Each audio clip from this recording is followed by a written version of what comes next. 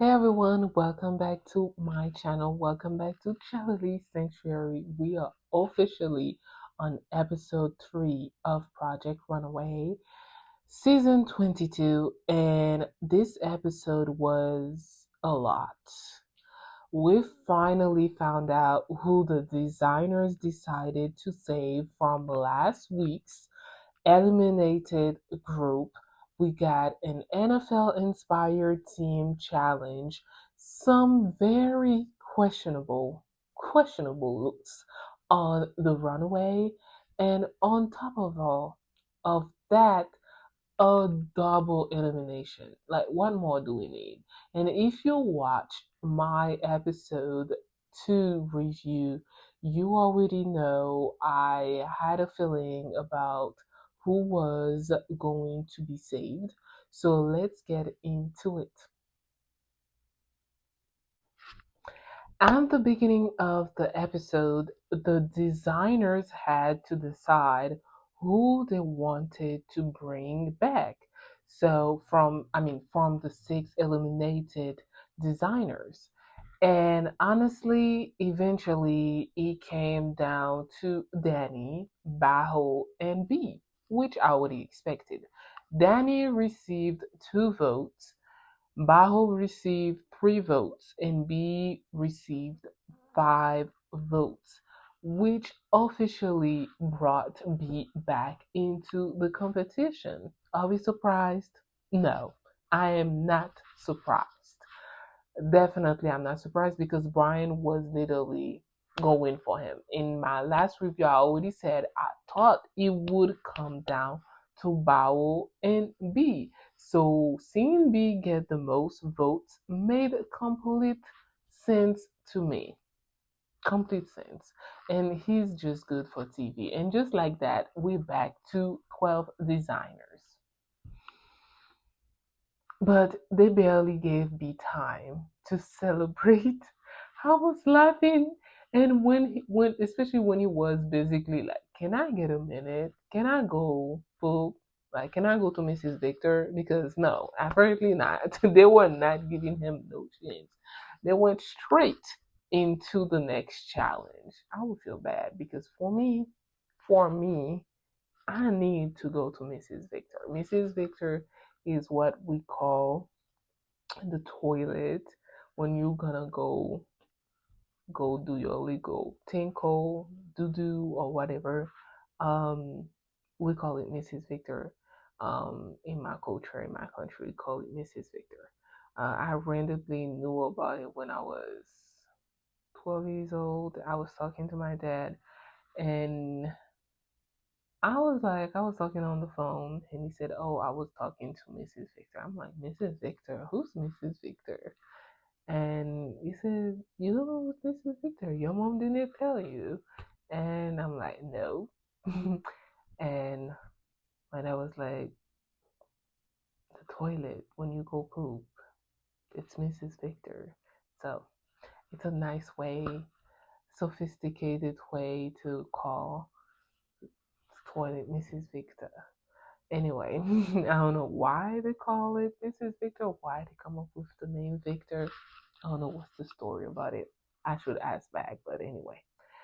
They didn't allow our B to go to Mrs. Victor, to see Mrs. Victor, because Mrs. Victor wanted to talk to him. Anyway, let's get straight into the challenge. All right, so for this challenge, the designers were divided into teams of 3 and asked to create a 3-look capsule collection inspired by one of the most recognizable brands in America, which is the NFL. But they weren't just making sportswear. The looks needed to feel editorial, wearable, artistic, like something we haven't seen before. Obviously, we just want to be wild. And when we say editorial, think about the type of fashion you might see in Vogue magazine or another major fashion magazine. It has to be bold, it has to be cultural, we talking strong visual storytelling, exaggerated proportions, interesting silhouettes. Definitely, that's what they're looking for. Something that feels like a work of art. I love editorial look too. It doesn't necessarily have to be the outfit you're wearing. I mean, it can be the outfit you wear to go to work on Monday morning. It has to be something wild. The winning designers would have their collection featured during Super Bowl week, and they will receive 2 tickets to the Super Bowl and get immunity for the next challenge, of course. And that is a huge prize. I would love that. But I'm not an NFL fan. But then we found out there will be a double elimination. And I have to say I'm still not loving this fast paced elimination. It still doesn't make sense to me at all. Why are we doing that? We already eliminated 6 designers at once. Now we're doing 2 more. Can we go back to the cold old days when one went home at a time? Give these designers a chance to prove themselves, to improve themselves as well. Even Anna commented on how fast everything is moving. And I agree. I would love for the show to have at least 22 episodes. I understand that these judges they have other activities, especially Law Roach. He's styling Zendaya and all that, like, and other artists or celebrities for whatever they are promoting. I know Heidi Klum, she's a judge in other shows. I know Nina Garcia, she still has her regular job that she's doing, making bucks. And Tyra Banks, she has other stuff to do. However, like, give these designers a chance to improve themselves, to prove themselves. This fast pace is really not good. It's really not good, especially based on how the pressure is so high and the expectation of making something that you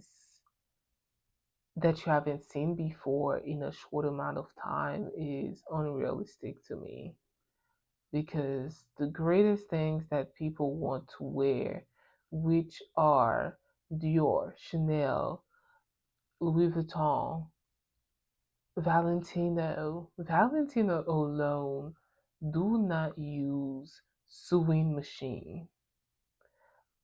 Valentino is known as a designer who created looks with his hands only, and his studio literally full of seamstresses who do these looks by hand, so they don't use anything. I don't know right now with how um fast paced everything has to be now. Maybe they are using sewing machine. Valentino is no longer was no longer the creative director of his own house for many years before he even died. He even passed away. So they probably using sewing machine and they're not letting us know, and just marketing themselves as the fashion house that create looks with hands. It's just handmade. But yeah.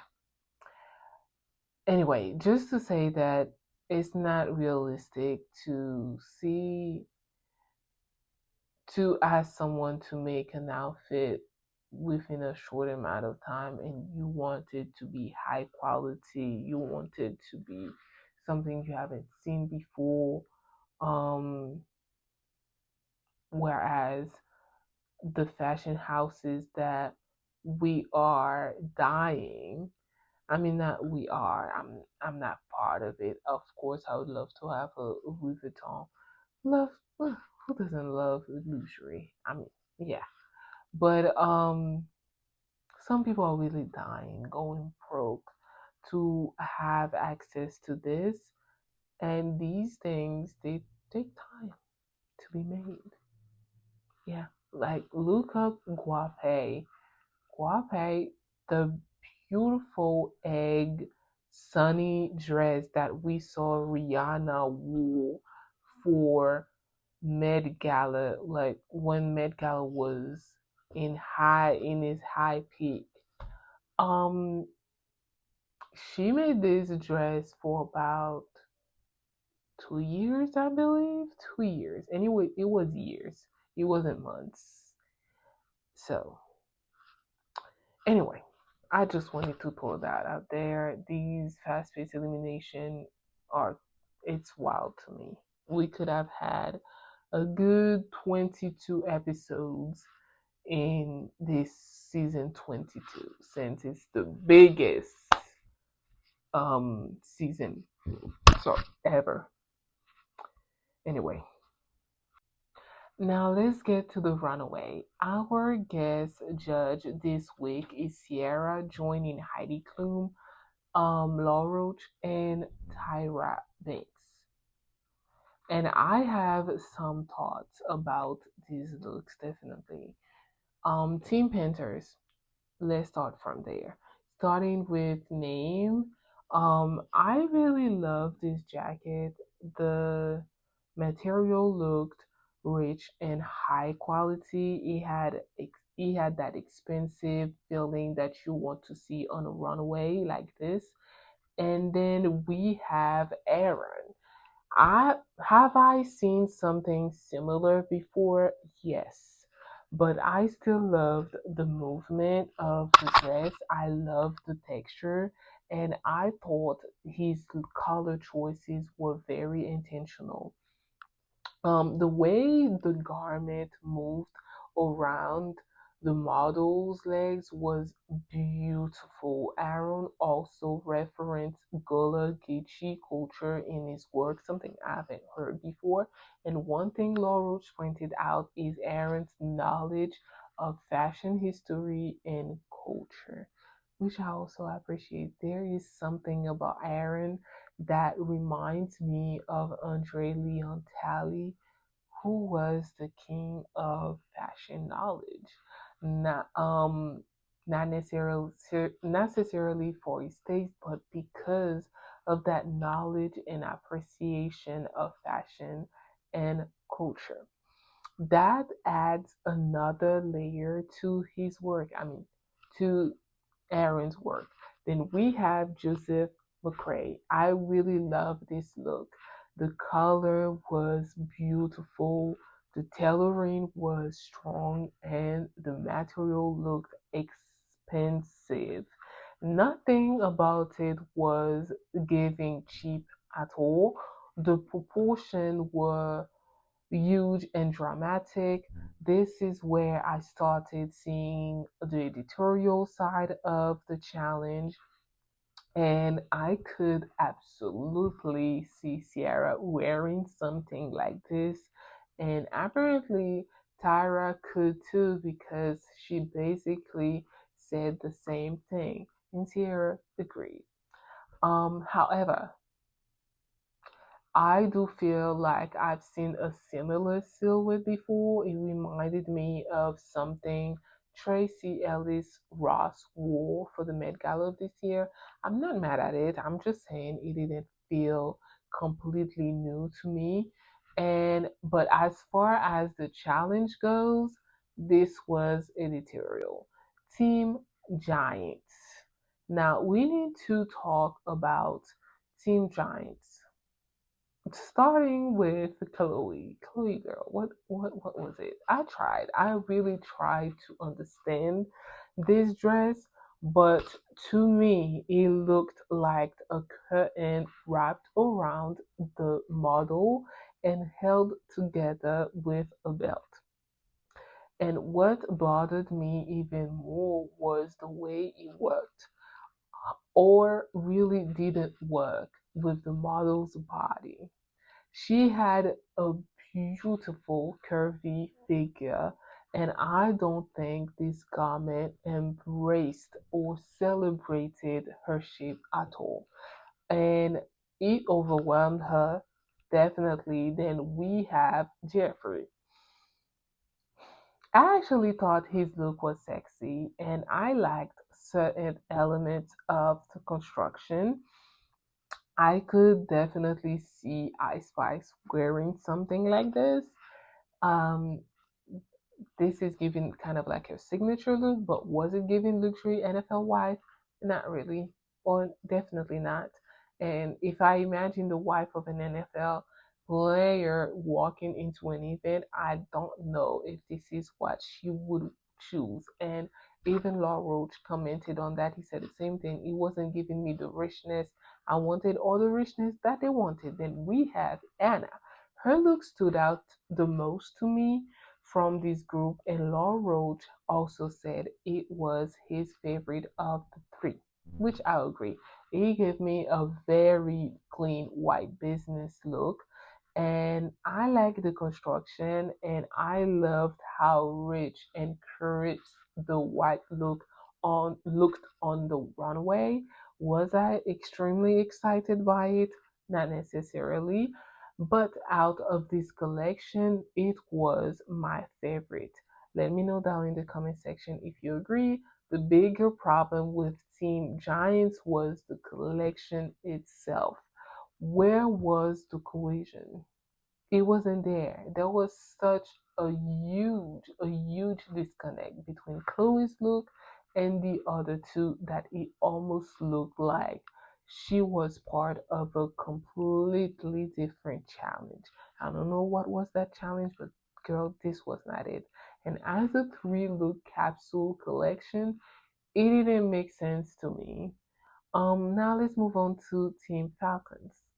Now, Team Falcons, starting with B. I mean, I love the color choice because they stayed true to the Falcons colors. And one thing about B, he knows his technical work. The pleating was beautifully done, which we already know is one of his strengths.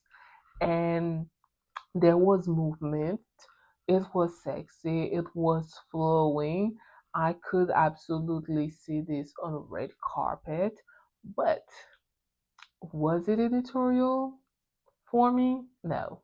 I mean, to the judges, absolutely not. It was beautiful, but beautiful and editorial aren't automatically the same thing. Then Elizabeth had the woven pleated dress. I respect the amount of work and time that went into creating this garment. But again, I don't think this was something particularly new, and I didn't really see editorial element. Then we have Brian. I understood what he was trying to do. The skirt was huge and dramatic, which makes sense when you thinking about exaggerated editorial proportions. It gave like a balloon was deflating, but the skirt looked heavy. The fit was strange, and I kept thinking, how is she going to sit? How is she going to move? Editorial fashion can absolutely be exaggerated and impractical. Something that's sometimes that's the point, but it still has to tell a story visually. And for me, this wasn't quite working. I didn't see a storytelling there. Team Eagles. Finally, Team Eagles. Andrew's jacket was fun. I like the shoulder detail because I could immediately see the reference to NFL uniforms. The skirt had movement, and technically I thought his tailoring and construction were stronger than some of the other looks within his group, of course. But there wasn't anything that really surprised me there. Then Jude. This was very Jude. We know tailoring is his strength, no shade, and technically I can see his point of view, but it was simple. We've seen this before. When I asked myself, could I see this as an editorial fashion image in Vogue? I'm not sure. No, I'm sure. Absolutely not. And finally, Bobby. I didn't understand the story at all. The garment wasn't flattering. I mean, we know what happened in the workroom, especially considering the model was a curvy woman, so this was not working at all. It was not complementing her body. The back, it became even more problematic. And I genuinely felt bad for Bobby because you could see how much she was struggling mentally throughout this challenge. Hmm. She got into her head. The pressure took over, and unfortunately, that translated directly into the garment. And at this point, I really started thinking Bobby could be going home. Yep, this girl could be going home. I was rooting for her though, but see how some friendship would get you. The judges' least favorite teams were Team Eagles and Team Giants. And I completely expected that because those were my bottom teams too. And the favorite teams were Team Panthers and Team Falcons, with Team Panthers ultimately taking the win. And I agree with that decision. Joseph McCray was all over the roof. Team Panthers understood the assignment the best, and their collection had cultural references, strong construction, exaggerated proportions, and most importantly, cohesion. It felt like a collection, definitely, and I'm happy for Joseph McCray. And for an editorial challenge, I think they pushed the concept further than everyone else. Who is in danger? Now, things get interesting, very interesting. The judges were extremely critical of Team Giants, particularly Chloe's look, and I agree with the criticism. The execution just wasn't there, and the garment looked, looked like fabric trash. I also understand what happens when you are a designer working under extreme pressure. You can be incredibly talented and still have a terrible day. You get into your head, you're racing against time, and suddenly your ideas aren't translating the way you imagine. I completely understood. That's why I felt bad watching some of these designers struggle because we know they're capable of better. Jude and Anna ended up being safe based on what the judges said, which leaves Jeffrey, Chloe vulnerable from that side.